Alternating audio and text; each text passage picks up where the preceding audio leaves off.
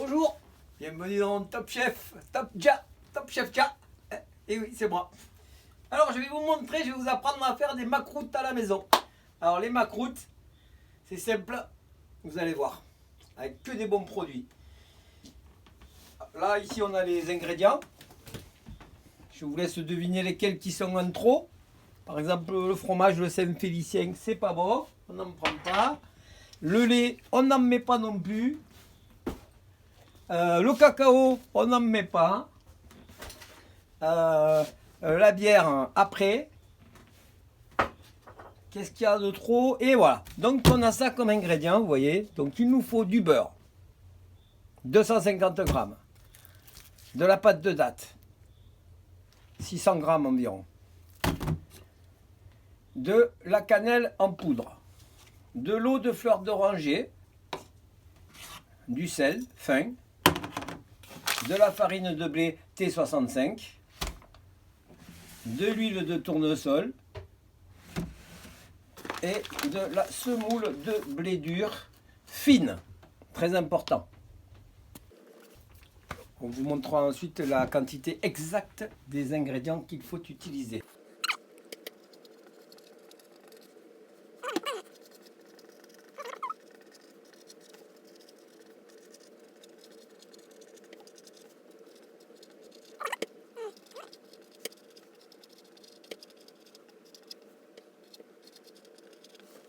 Voilà.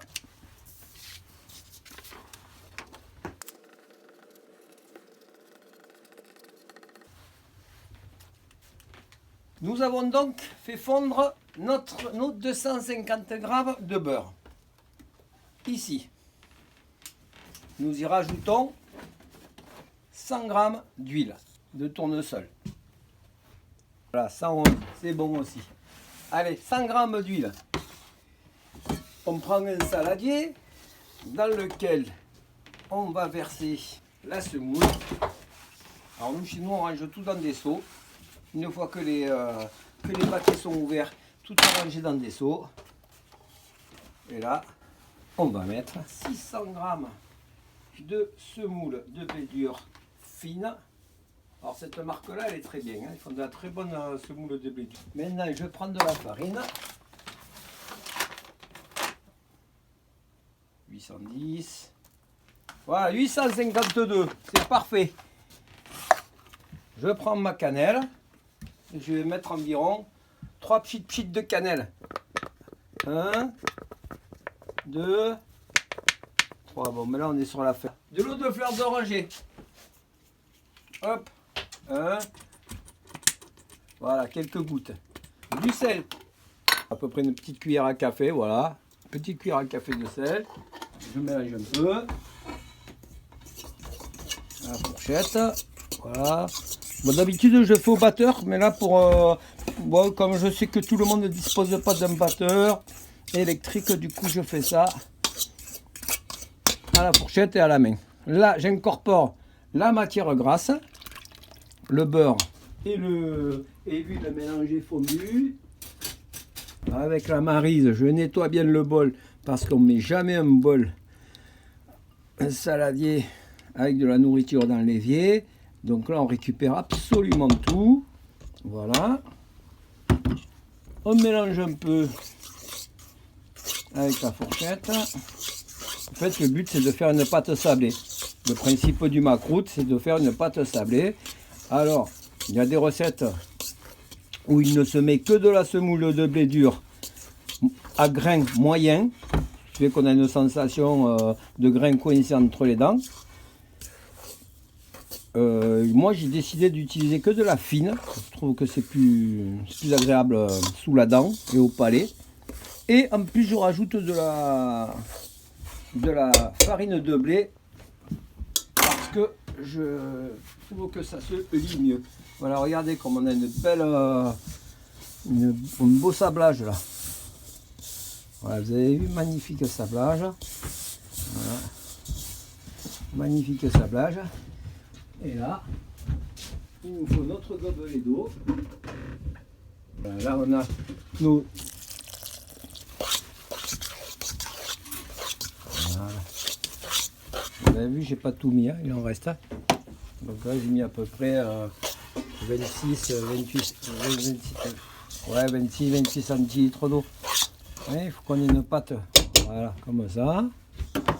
Donc notre pâte est prête. On a une pâte bien molle, mais qui va s'épaissir. Voilà. Et maintenant, on la laisse reposer une bonne demi-heure, minimum 1 heure, grand maxi. Pendant ce temps, on range. Top Chef Dia, on range toujours après avoir foutu le bordel.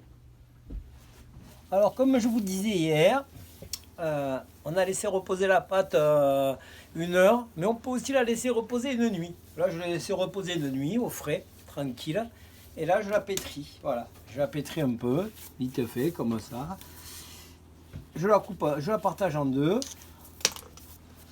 Voilà, 2 parties égales. Voilà, 742 et 744, c'est parfait. Allez. Alors, vous prenez votre pâte, vous faites un boudin. Vous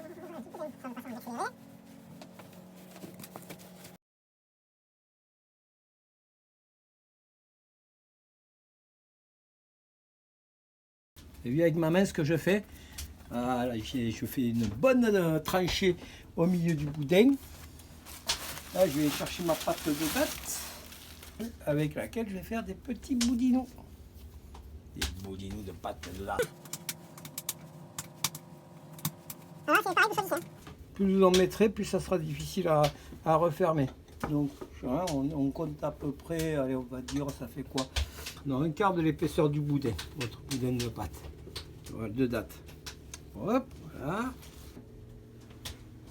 Là, un verre d'eau, un pinceau. Et je passe un petit peu d'eau sur le boudin pour apporter un peu de la tendresse. Tu vois, du moelleux, d'aucuns diraient. Maintenant, je referme mon boudin.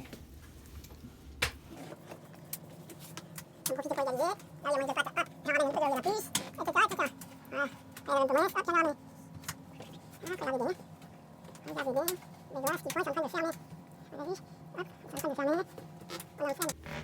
On enferme complètement. On peut faire pareil avec de la brioche et de la saucisse de Francfort. C'est super bon, ça s'appelle un saucisson brioché. Je l'ai retourné sur toute sa longueur pour que le pis soit dessous. Et là, je viens avec le talon de ma main appuyer un petit peu. Voilà, pour l'aplatir un petit peu.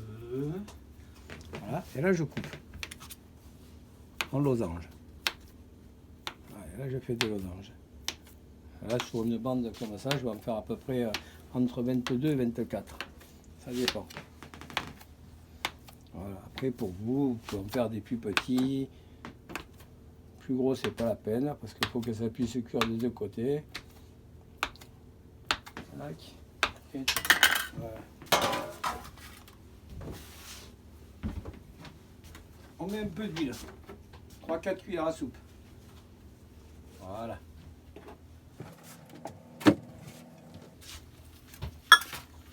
Alors, voyez, vous avez remarqué pourquoi je fais ça? C'est parce qu'en fait, mes macroutes, je les cuis au four et pas à la friteuse. Ainsi, ils se conservent plus longtemps sans prendre un goût de ranci. Voilà. Hop. Ainsi, ainsi. Voilà, vous avez vu dessus le tac. Ça se verra pas. Le dessous reste dessous.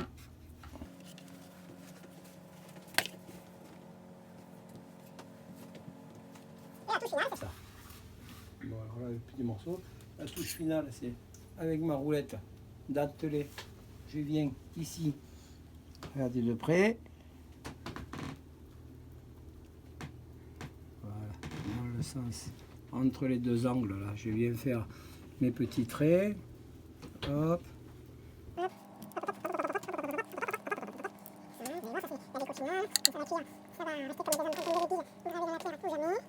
Et voilà, et pour finir, un petit coup comme ça dans le sens inverse. Si vous êtes obligé, la déco.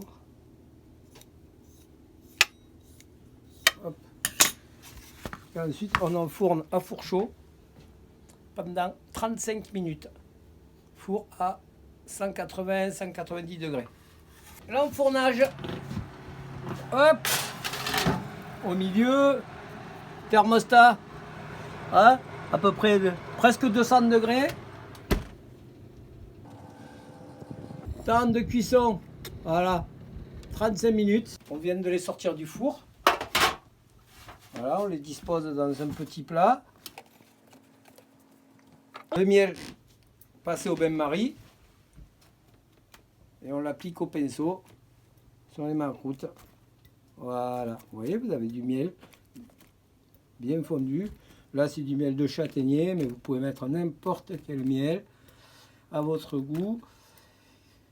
On a un miel qui est assez fort, qui est puissant en parfum. Et voilà, etc. Et vous continuez. Vous avez vu la cuisson des mancroutes? Voilà, elle est dorée. C'est important ça. Puis pour les amateurs, vous pouvez même le lendemain, après qu'ils aient un peu absorbé le miel, vous pouvez en rajouter un coup de pinceau. Au revoir.